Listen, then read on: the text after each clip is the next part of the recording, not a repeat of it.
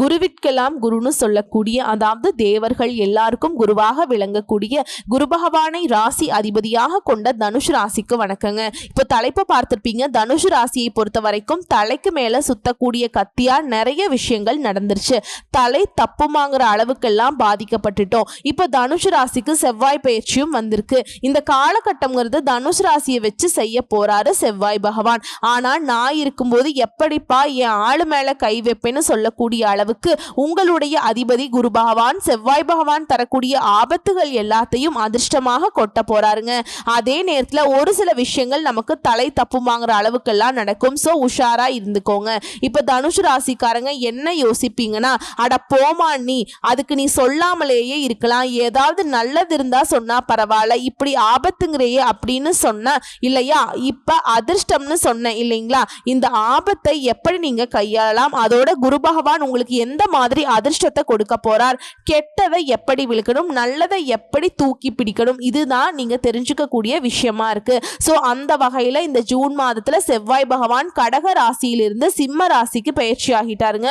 ஜூலை மாதம் 28ஆம் தேதி வரைக்கும் சிம்ம ராசியில இருந்து ஜூலை 28ஆம் தேதிக்கு பிறகு கன்னி ராசிக்கு சனி பகவானுடைய நேர் பார்வைக்கு போறாருங்க. சரிங்களா? இதன் காரணமா தனுஷு ராசிக்காரர்களுக்கு இந்த 45 நாட்கள் அதிர்ஷ்டங்கள் கிடைக்கும். அதே நேரத்துல ஒரு சில விஷயங்களை நீங்க கவனமாவும் இருக்கணுங்க. ஓகேங்களா? பொதுவா பார்த்தீங்கன்னா செவ்வாய் பகவான் அப்படிங்கிறவர் அங்காரகன், பூமிக்காரகன், நீதியை நிலைநாட்டக்கூடிய வலிமையான கிரகம்னு பெயர் எடுத்தவர். இப்ப பொதுவாவே ஒருத்தனுடைய வாழ்க்கையில கஷ்டம் அப்படின்னாக்கா ஜாதகத்தை தூக்கிட்டு சனி பகவானுடைய பாதிப்பு இருக்கான்னு பார்த்து சொல்லு அப்படின்னு சொல்லுவாங்க. ஆனா அவர் கூட பரவாயில்லைங்க. ஆனா அந்த செவ்வாய் பகவான் அப்படிங்கிறவர் உங்களுக்கு சாதகமா இருந்தா உங்களை மாதிரி ஒரு அதிர்ஷ்டசாலியை பார்க்க முடியாது. உங்களுக்கு பாதகமா இருந்துட்டாக்கா உங்களை மாதிரி ஒரு துரதிர்ஷ்டசாலியை பார்க்கவே முடியாது. ஏன்னா எதிரி தொல்லை அதிகமா இருக்கும், கொலை நடக்கும், கொள்ளை நடக்கும், கோர்ட்டு கேஸ் வழக்குன்னு அலைய விடுவாருங்க. சாதகம் இல்லாத சூழல் இருக்கும் பொழுது ஏன் ஜெயிலுக்கு போகக்கூடிய ஒரு சூழல், அதே போல வண்டி வாகனத்துல போறப்ப வரப்ப பிரச்சனை வருது, இல்ல சண்டை வருது, சச்சரவு வருது, வண்டி வாகனங்களால விபத்துகள் வருது, இதுக்கு எல்லாமே காரணகர்த்தாவும் இவரே வருவாருங்க. ஆனா இப்போ இவர் இந்த அளவுக்கு உங்களுக்கு பாதிப்பை கொடுக்கவே முடியாது. என்னதான் ஒரு முயற்சி பண்ணாலும் செவ்வாய் பகவான் தனுசு ராசியை ஒளிச்சிடலான்னு நினைச்சாலும் சரி, உங்களுடைய குரு பகவான் குறுக்க அந்த கௌஷிக் வந்தான் அப்படிங்கிற மாதிரி போய் நிப்பாருங்க. என்ன மீறி தொடரா பார்க்கலாம் அப்படிங்கிற மாதிரி. புரியுதுங்களா? தனுஷு ராசிக்கு குரு பகவானை பொறுத்த வரைக்கும் ஒரு பாதுகாப்பு கவசமாக நிக்க போறார். அது எப்படிமா எங்களை காப்பாத்த போறார்? ஆல்ரெடி பார்த்தீங்கன்னாக்கா ரொம்ப கஷ்டத்துலதான் இருக்கும். இப்ப இது வேற வருது. நிஜமாவே இந்த குரு பகவானுக்கு என்னை காப்பாற்றக்கூடிய வலிமை இருக்கா, அதை கொஞ்சம் பாரு அப்படின்னு கூட யோசிப்பீங்க. ஏன்னா முடியல, யாரை நம்புறது, எந்த தெய்வம் நமக்கு துணை வருமோ அப்படிங்கிற மாதிரி ஒரு சில நேரங்கள்ல எந்த ஒரு நம்பிக்கையும் இல்லாம கூட தவிச்சிருப்பீங்க இல்லையா? ஏன்னா அந்த அளவுக்கு நிறைய சங்கடங்களை பார்த்துட்டீங்க. ஸோ அந்த சங்கடங்கள்ல இருந்து விடுதலை கிடைக்க போகுதுங்க. அதே நேரத்துல ஒரு சில விஷயங்கள்ல கவனமா இருந்துட்டோம்னாக்கா பெருசா எந்த ஒரு பாதிப்பும் இல்லாம அழகா வாழ்க்கையை அப்படியே உருட்டிக்கலாம். ஸோ தனுஷ் ராசியை பொறுத்த வரைக்கும் அஷ்டம ஸ்தானத்துல செவ்வாய் பகவான் நீச்சமா இருந்தார். இத்தனை நாட்களாக இதனால குழந்தைகள் பிடிவாத குணத்தோடு செயல்பட்டு இருந்திருப்பாங்க. குடும்பத்துல வரக்கூடிய பிரச்சனைகளுக்கு குழந்தைகளே காரணமாகவும் இருந்திருப்பாங்க. நிம்மதி இல்லாம தூக்கம் இல்லாம தவிச்சிருப்பீங்க. இப்போ அந்த செவ்வாய் பகவான் 9ஆம் இடத்துக்கு வந்திருக்கிறதுனால ஒரு விதத்துல விடுதலைன்னு சொல்லலாங்க, இன்னொரு விதத்துல செலவை கொடுக்கக்கூடிய இடம்னு சொல்லலாம். செலவுகள் அதிகமாகும், தந்தை வழியில செலவுகள் வரும், தந்தை ஆரோக்கியத்துல செலவுகள் வரும், உங்களுடைய இளைய உடன்பிறப்புகள் வகையில செலவுகள் வரும். ஸோ செவ்வாய் பகவானை பொறுத்த வரைக்கும் உறவுகளுக்கு காரணகர்த்தா, குறிப்பா உடன் பிறப்புகளுக்கான கிரகம் இவருங்க. சரிங்களா? ஸோ அதனால உடன் பிறப்புகள் கிட்ட இல்ல உடன் பிறப்புகள் வகையில இருக்கக்கூடியவங்க கிட்ட அவங்க எனக்கு அண்ணன் முறை வேணும், தங்கச்சி முறை வேணும், அக்கா முறை வேணும்னு சொல்றீங்களா, அந்த மாதிரி ஆட்களா கூட உங்களுக்கு பாதிப்பு வருங்க. குறிப்பா ரத்த பந்தம் கூட பிறந்தவங்க இருக்காங்க இல்லையா, உடன் பிறப்புகள், அவங்களாலையும் உங்களுக்கு பிரச்சனைகள் வரும். உஷாரா இருந்துக்கோங்க. உறவுகள் விஷயத்துல உஷாரா இருங்க தனுஷ் ராசிக்காரங்க. இது உடன்பிறப்புகளுடைய திருமண செலவுகள் எல்லாம் வந்துகிட்டே இருக்கும். உங்க ராசிக்கு 7ஆம் இடத்துல இருந்து கொண்டு 3ஆம் இடத்தை பார்ப்பதன் மூலம் தம்பி தங்கைக்கு உங்களுடைய உதவிகள் தேவைப்படும். 1.5 மாசத்துக்கு குரு பகவானுடைய அருள் உங்களுக்கு உதவிகரமாய் இருக்கும். ஆரோக்கியத்தை பொறுத்த வரைக்கும் சனி பகவான் 4ஆம் இடத்திலிருந்து பார்வையை கொடுப்பதால செவ்வாய் செய்யக்கூடிய செயல்பாடுகளுக்கு அலைச்சல் ஏற்படும். உடல் சோர்வின் மூலம் செலவு ஏற்படுவதற்கான வாய்ப்பு இருக்கு. கழுத்து கீழ்ப்பகுதியிலிருந்து தொப்புள் வரைக்கும் தொற்று நோய்கள் ஏற்படுறதுக்கு வாய்ப்பு இருக்கு. கவனமாயிருங்க. ஆரோக்கிய விஷயத்துல கவனம் எடுத்துக்கோங்க. ஃபர்ஸ்ட் ஆஃப் ஆல் பின்னாடி பார்த்துக்கலாம் அப்படிங்கிறதுலாம் இது ஒன்றும் வேலை கிடையாதுங்க. இன்னைக்கு இல்லையா நாளைக்கு செஞ்சுட்டு போகலாம் அப்படிங்கிற மாதிரிலாம் இல்லை. நம்ம ஆரோக்கியம் மட்டும்தான் உண்மையான செல்வம்ங்கிறத மறந்துடாதீங்க. அதே போல பயணங்கள் சுக்கிர பகவானை பொறுத்த வரைக்கும் ராசிக்கு 6ஆம் இடத்துக்கு பயிற்சி ஆகிறாருங்க. இதனால அனாவசியமான பொல்லாப்பை ஏற்படுத்தி செலவுகளை ஏற்படுத்துவதற்கான வாய்ப்பு இருக்கு. திரும்ப அந்த செலவுங்கிற விஷயத்துல தாங்க தனுஷ் ராசி வாழ்க்கை சிக்கி தவிக்குது. ஸோ இப்ப செலவு வரும்னு தெரிஞ்சிருச்சு. கையிருப்பை கொஞ்சம் பார்த்து செலவு பண்ணுங்க. வரக்கூடிய வருமானத்தை எப்படி அதிகப்படுத்தணும்னு பார்த்துக்கோங்க.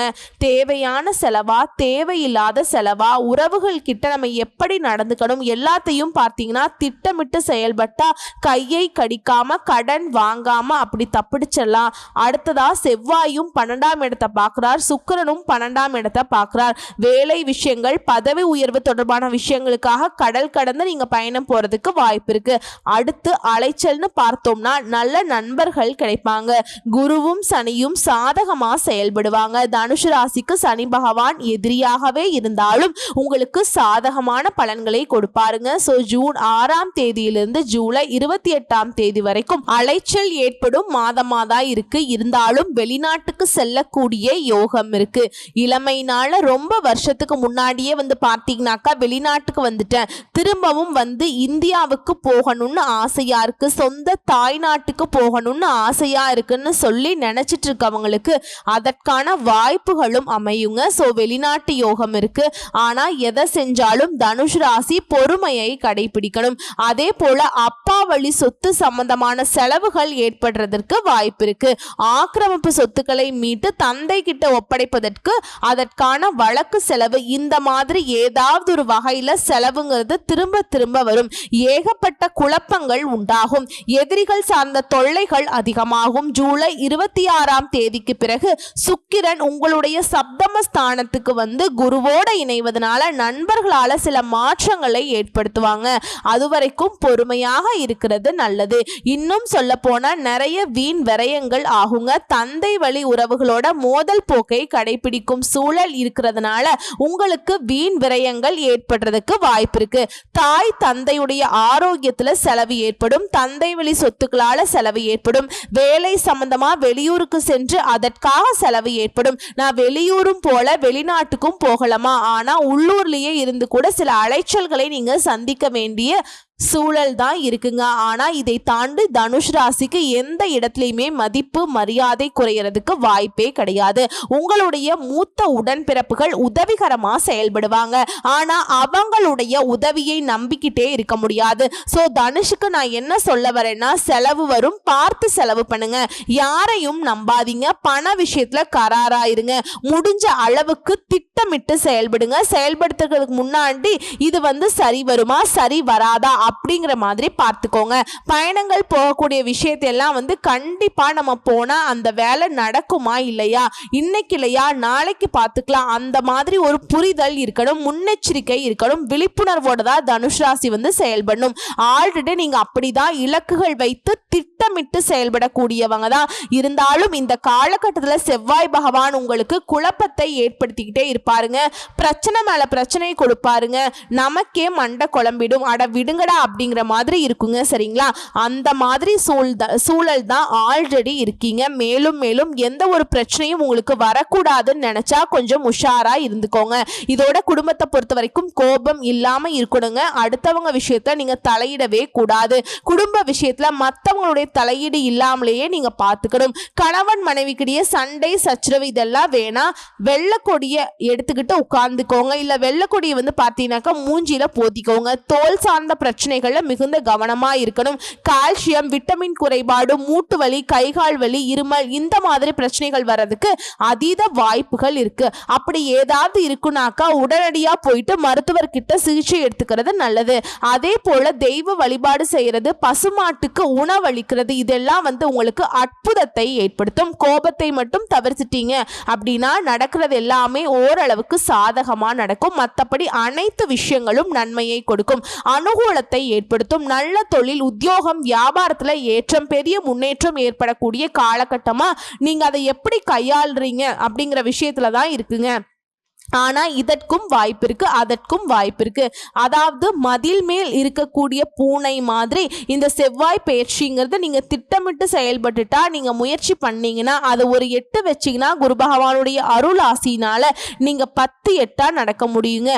நான் எல்லாம் நடக்க மாட்டேன், அங்கேதான் உட்கார்ந்துருப்பேன், குரு பகவானால ஒண்ணுமே பண்ண முடியாதுங்க நீங்க அப்படிலாம் உட்கார்ந்துருந்தீங்கன்னா. ஏன்னா அவர் முழு சுபகிரகம், சூதுவாது தெரியாதவர் தான். சரிங்களா? ஒன்னு செஞ்சா நல்லது செய்வார், இல்லைன்னா செய்யாமையே ஒதுங்கி நிப்பாருங்க. உங்களுடைய அதிபதி அப்படிதான். சோ அதனாலதான் தனுஷ் ராசி இது நாள் வரைக்கும் பார்த்தீங்கன்னா பெருசா எந்த விதமான குறுக்கு வழியையுமே நீங்க பயன்படுத்தி இருக்க மாட்டீங்க. இது நாள் வரைக்கும் கடினமா நேர்மையா தான் உழைச்சிருப்பீங்க இல்லையா? 10 பேருக்கு உங்களால பயன்தான் கொடுத்திருப்பீங்க. சோ அந்த வகையில தனுஷ் ராசியுடைய நல்ல குணத்திற்கு தான் இந்த நேரம் சாதகமா இல்லைனாலும் இந்த கடவுள் புண்ணியத்துல உங்களுடைய அதிபதி குரு பகவான் உங்களை காத்தருள்வார். அதாவது செவ்வாய் பகவான் கொடுக்கக்கூடிய பாதிப்பை அவன் அடிக்கிற பால அவனுக்கே திருப்பி மூஞ்சிக்கு அடிக்கிற மாதிரி செவ்வாய் பகவானுடைய அமைப்பு உங்களுக்கு சாதகமா இல்லாம பாதகத்தை எவ்வளவுதான் கொடுத்தாலும் அது உங்களை பாதிக்காத வகையில இவர் குறுக்க நிப்பாருங்க. சரிங்களா? சோ இப்ப தனுஷ் ராசி செய்ய வேண்டிய ஆலய வழிபாடுன்னு பார்த்தோம்னாக்கா திருச்செந்தூர் முருகப்பெருமானை ஒரு முறை குடும்பத்தோட போயிட்டு தரிசனம் பண்ணிட்டு வாங்க. முடியாத பட்சத்துல வீட்டில இருந்தே தினமும் அவரை நினைச்சிட்டு வீட்டுல தீபம் ஏத்தி வழிபாடு செஞ்சாகணும். கட்டாயம் ஒவ்வொரு வியாழக்கிழமைகளும் குரு பகவானுக்கு விரதம் இருந்து நீங்க அந்த நாள்ல மஞ்சள் நிறத்தை அதிகமா பயன்படுத்துங்க. அதே போல துறவிகளுக்கு மஞ்சள் நிற உடைகளை தானம் கொடுங்க. அதே போல மஞ்சள் நிற இனிப்புகளை குரு பகவானுக்கு வச்சு படைச்சு வரக்கூடிய பக்தர்களுக்கு நெய்வேத்தியமா கொடுங்க. மறக்காம ஒவ்வொரு வியாழக்கிழமையும் அருகில் இருக்கக்கூடிய நவ கிரகங்கள் வீற்றிருக்கக்கூடிய குரு பகவானுக்கு மஞ்சள் வஸ்திரம் சாற்றி வழிபாடு செய்யுங்க. நல்லெண்ணெய் தீபம் ஏற்றி இதோட உங்களால முடியும் அப்படின்னு நினைச்சீங்கன்னா ஒரு 10 ஏழை எளிய மக்களுக்கு உணவு வாங்கி கொடுங்க. அவங்களுடைய பசியை போக்க உங்களுடைய கஷ்டங்கள் மறையும். வாழ்த்துக்கள்ங்க. ஏதோ ஒரு அளவுக்கு வாழ்க்கை சிறப்பா இருக்க இந்த பரிகாரம் உங்களுக்கு பலன் கொடுக்கும். வரக்கூடிய வாய்ப்பை கரெக்டா பயன்படுத்திக்கோங்க. வாழ்த்துக்கள். நன்றி, வணக்கம்.